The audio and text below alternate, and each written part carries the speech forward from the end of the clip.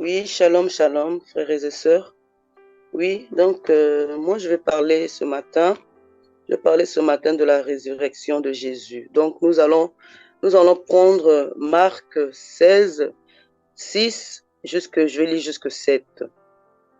Mais, mais il leur dit, n'ayez pas peur, vous cherchez Jésus de Nazareth, celui qu'on a cloué sur une croix. Il s'est réveillé de la mort. Il n'est pas ici. Voici l'endroit où on l'avait mis. Maintenant, allez dire à Pierre et aux autres disciples, Jésus vous attend en Galilée. Vous le verrez là-bas, comme il vous a dit. Donc, on va continuer. Prenons Luc 24, 6. Le 24, 6, je lirai jusqu'à 7. Il n'est pas ici, mais il s'est réveillé de la mort. En effet, rappelez-vous ce qu'il vous a dit quand il était encore en Galilée. Le Fils de l'homme doit être livré au pouvoir des pécheurs. Ils vont le clouer sur une croix et le troisième jour, il se réveillera de la mort. Voilà. Matthieu 28, 5, pardon. Matthieu 28, 5 et 6. Je vais lire les deux. Voilà. Et l'ange dit aux femmes, vous n'ayez pas peur. Je sais que vous cherchez Jésus, celui qu'on a cloué sur une croix. Il n'est pas ici. Il s'est réveillé de la mort, comme il avait dit.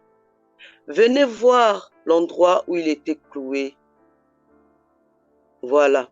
Donc, ce matin, je voulais parler de la résurrection de Jésus. Comme Jésus, il est ressuscité. Et donc, c'est notre Dieu qui est là, toujours là dans nos vies.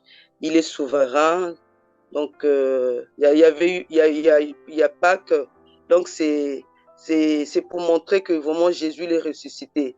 C'est la Pâques, vraiment, c'est la résurrection de Jésus. C'est pas les chocolats ou quoi, les gens vont croire.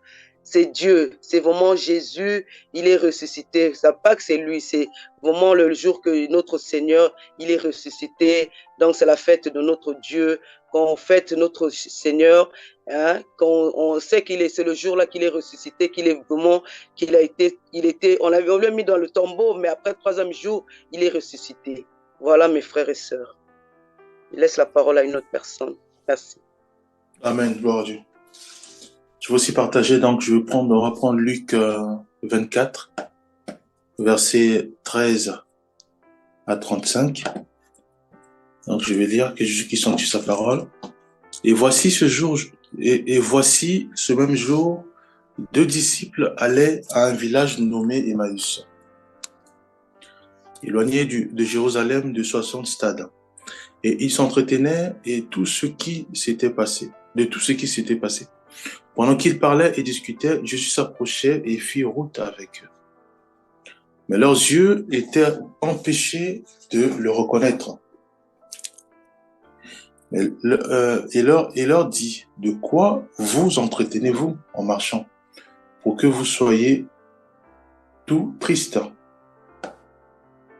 L'un d'eux nommé Cléopas lui dit, es-tu le seul qui, séjournant à Jérusalem, ne sache pas ce qui y est arrivé ces jours-ci? Quoi, leur dit-il. Et ils lui répondirent ce qui est arrivé au sujet de Jésus de Nazareth, qui était un prophète puissant en œuvre et en parole devant Dieu et devant tous les peuples, et comment les principaux sacrificateurs et nos magistrats l'ont livré pour le faire condamner à mort et l'ont crucifié. Nous espérions que ce serait lui qui délivrerait Israël, mais avec tout cela, voici le troisième jour que ces choses se sont passées. Voilà, on va prendre une pause. Ici, nous voyons les disciples de Christ marcher avec Christ, qui était ressuscité. Donc, on sait tous qu'il est mort et ressuscité. Et donc, ils marchent avec Christ. Mais par contre, Christ a remarqué qu'ils étaient tout tristes, malheureux, donc voilà, donc abattus. Et cela a poussé le maître à marcher avec eux, à faire chemin avec eux. Et si nous continuons, on va continuer, hein, juste pour par la suite. Et voilà, bon, on sait tout ce ils vont détailler hein, pour dire voilà, il y a eu ceci, il y a eu les principaux sacrificateurs qui ont pris le maître, qui l'ont livré, voilà. Donc on montre bien la tristesse de ses disciples. Et il est vrai, verset 22, il est vrai que quelques femmes d'entre nous nous ont fort étonnés s'étant rendus de grand matin au sépulcre, verset 23, et n'ayant pas trouvé son corps, elles sont venues dire que des anges leur sont apparus et ont annoncé qu'il est vivant. Quelques-uns de ceux qui étaient avec nous sont allés au sépulcre et ils ont trouvé les choses comme les femmes l'avaient dit, mais lui, ils ne l'ont point vu. 25. Alors Jésus leur dit, ô hommes sans intelligence, et dans le cœur est lent à croire tout ce qu'ont dit les prophètes. Voilà. Donc ici, on voit bien l'incrédulité de ses disciples, on voit bien le doute, on voit bien aussi la peur et la tristesse hein, dans les cœurs des disciples de notre Seigneur. Hein, vu le choc de l'arrestation du Christ, vu le choc de sa mort, vu le choc aussi de la disparition du Maître dans le sépulcre, vu aussi le choc des raisonnements des sœurs, parce qu'ils disent voilà, les sœurs sont parties, ils n'ont pas trouvé. Donc en fait, les disciples en fait sont restés dans ce monde, sont restés sur la façon de voir hein, que le monde nous donne. C'est-à-dire que nous voyons, nous touchons et à ce moment-là nous croyons. Si nous ne voyons pas et nous ne touchons pas, on ne croit pas. Voilà, donc ça c'est le système de ce monde. Tant que je ne vois pas, hein, le monde dit que nous sommes, on doit être logique. Tu touches, tu crois. Tu vois, tu crois. Donc tu ne crois pas. C'est-à-dire que tu ne peux pas croire quelque chose que tu n'as pas vu. Voilà, donc les disciples, ça c'est les raisonnements des disciples, ça c'est leur façon d'être, leur façon de faire. C'est à ce moment-là que le Seigneur va leur dire que, ô homme sans intelligence, et dans le cœur est lent à croire tout ce qu'ont dit les prophètes. Donc, le maître leur ramène aux prophètes, donc à la loi, à l'Ancien Testament. Alors ici, on voit bien que le maître, il était aussi prophète. Il était aussi docteur. Puisque en fait, les docteurs, c'est ceux-là qui creusent, hein, qui voient la parole de Dieu, qui ramènent, qui expliquent avec les écrits bibliques, qui peut te ramener à l'Ancien Testament pour te ressortir une parole, pour te faire comprendre que cette parole vient de Dieu, voilà, ce que tu dois faire et autres. Donc, on voit bien que notre maître est aussi un docteur, hein, qui expliquait la parole de Dieu, qui ramenait, qui renvoyait les brebis à l'Ancien Testament, à la loi, pour leur enseigner quelque chose, pour leur ramener quelque part. Voyons-nous. Et on sait aussi que le diable aussi il fait pareil. Hein. Donc, c'est pour ça qu'il est important que nous puissions discerner, avoir l'esprit discernement. Voyons-nous. Et cette façon de parler du maître, normalement, il devait savoir que c'était le maître, puisqu'il dit ô homme sans intelligence, et dans le cœur est lent à croire tout ce qu'ont dit les prophètes. Déjà l'introduction, on sait que c'est le maître. 26. Ne fallait-il pas que le Christ souffrit ces choses, et qu'il entrât dans sa gloire? Il continue. Et commençant par Moïse et par tous les prophètes, il leur expliqua dans toutes les Écritures ce qui le concernait. Donc ici, on nous confie bien que Christ était aussi un docteur de la loi. Voilà.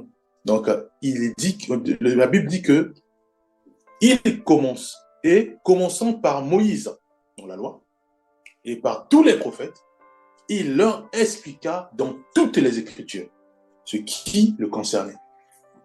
Donc, ça veut dire qu'ils sont en train d'enseigner en leur rappelant la loi de Moïse, cessant des Écritures, en touchant les prophètes.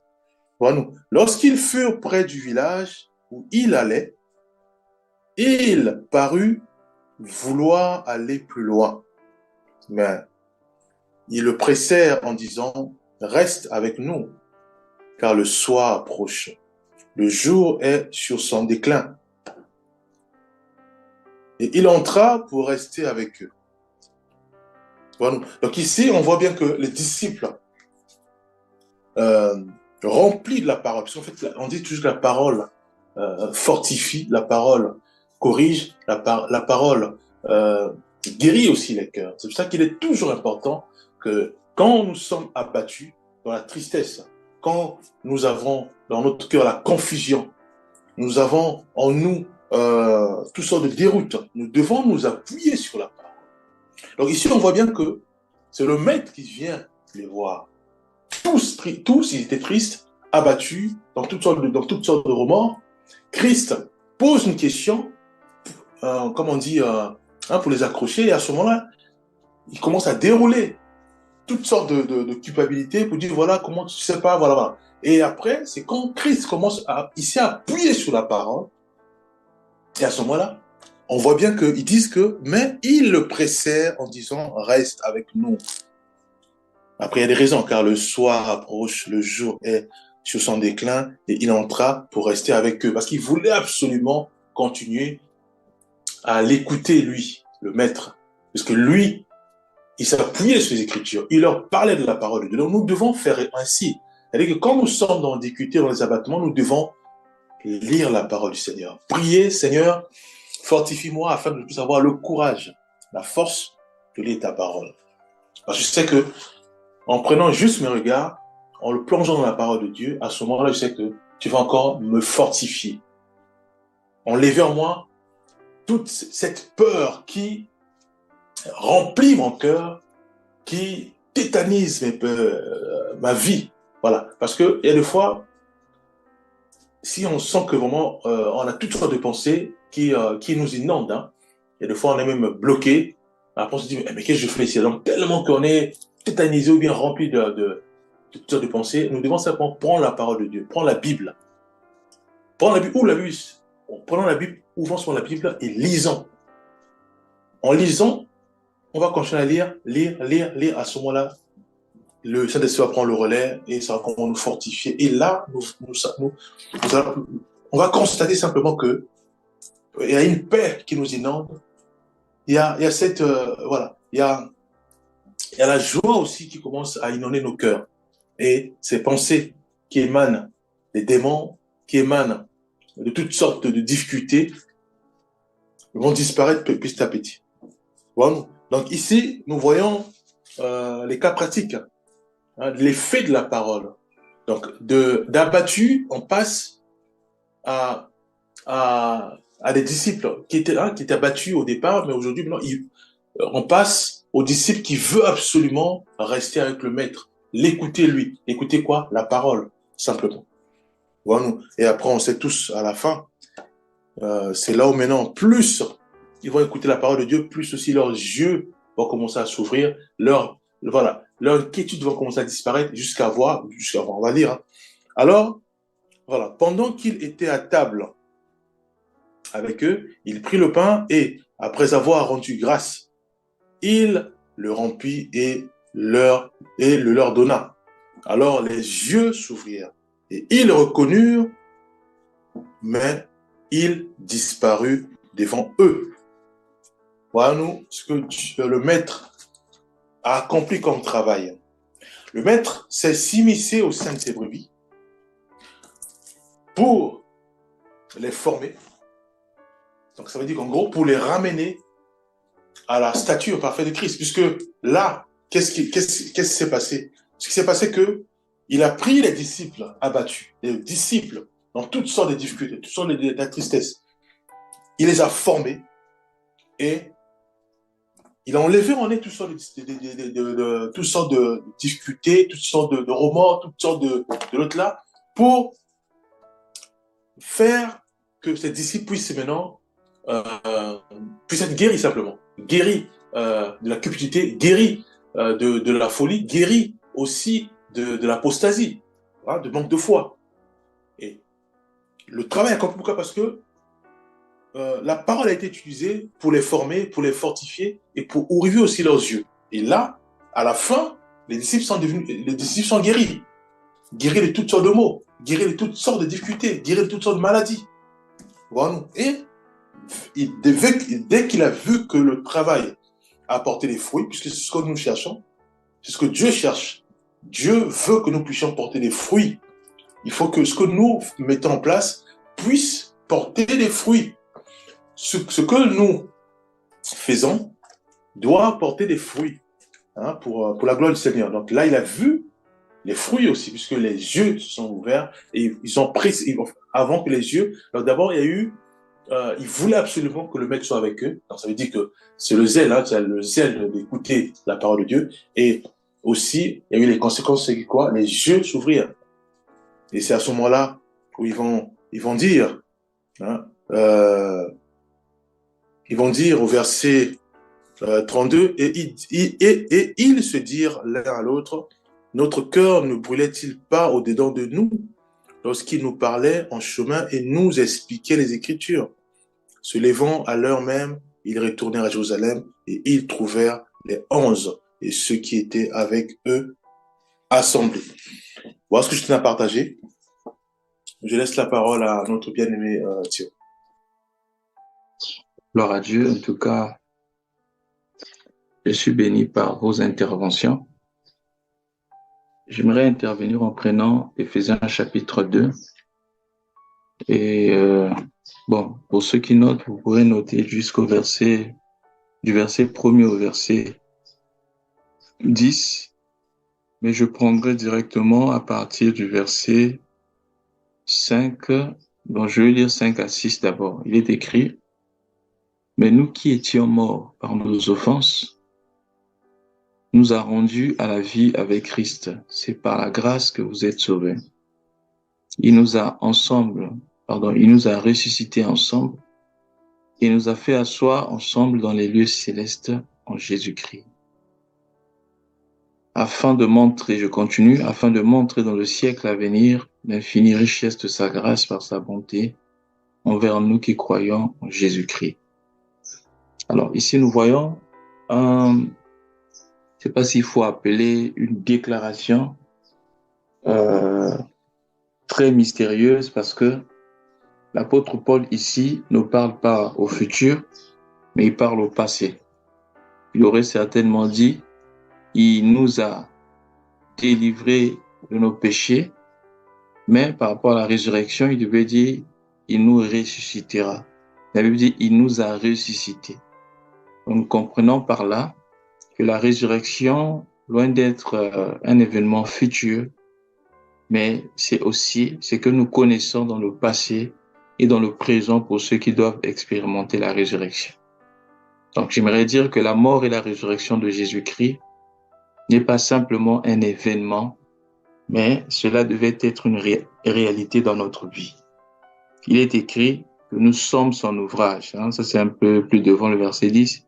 Ayant été créés en Jésus-Christ pour les bonnes œuvres que Dieu a préparées d'avance afin que nous les pratiquions. Donc, si nous n'acceptons pas cette formation en Christ, nous ne pourrons pas expérimenter les œuvres que Dieu avait préparées pour nous. Il y a des choses que Dieu a préparées pour notre vie, car il est écrit que je connais les projets que j'ai formés sur vous, des projets de bonheur et non de malheur, afin que vous ayez de l'espérance. Oui, pour que nous puissions rentrer dans ces œuvres et faire ce que Dieu avait préparé d'avance, nous devons d'abord être formés en Christ. Et cette formation en Christ passe par la mort et la résurrection. C'est-à-dire, il est écrit dans Romains chapitre 4, je crois le verset 24 ou 25, que Christ est mort pour nous délivrer de nos péchés, mais il est ressuscité pour notre justification. C'est-à-dire que nous devons nous identifier à Christ dans sa mort afin d'expérimenter la résurrection. C'est-à-dire que il faut nous identifions à sa mort en mourant en nous-mêmes par rapport à notre moi, en déclarant que nous ne voulons pas vivre par nous-mêmes afin d'expérimenter la résurrection et vivre par Christ. C'est pourquoi Paul dit, ce n'est plus moi qui vis, mais c'est Christ qui vit en moi. Et la vie qui me reste dans la chair, je la vis en Christ, je la vis par Christ et je la vis pour Christ. Donc la vie de résurrection, ce n'est pas simplement un événement du mois de mars ou avril, mais bien aimé, c'est une vie que nous devons expérimenter tous les jours. Parce que nous devons manifester la résurrection tous les jours. Et quand on parle de la résurrection, il s'agit d'une nouveauté de vie. Je vais ajouter un autre passage. Dans le livre de Éphésiens toujours, maintenant c'est le chapitre 4, je vais lire à partir du verset 17 jusqu'au verset 23. Il est écrit, « Voici donc ce que je dis et ce que je déclare dans le Seigneur. C'est que vous ne devez plus marcher comme des païens qui marchent selon la vanité de leurs pensées. Ils ont l'intelligence obscurcie. Ils sont étrangers de la vie de Dieu à cause de l'ignorance qui est en eux, à cause de l'endurcissement de leur cœur. Ayant perdu tout sentiment, ils se sont livrés à la dissolution pour commettre toute espèce d'impureté, à joindre la cupidité. Mais vous, ce n'est pas ainsi que vous avez appris Christ. Si du moins vous l'avez entendu et si conformément à la volonté qui est en Jésus, c'est en lui que vous avez été instruits à faire quoi? À vous dépouiller.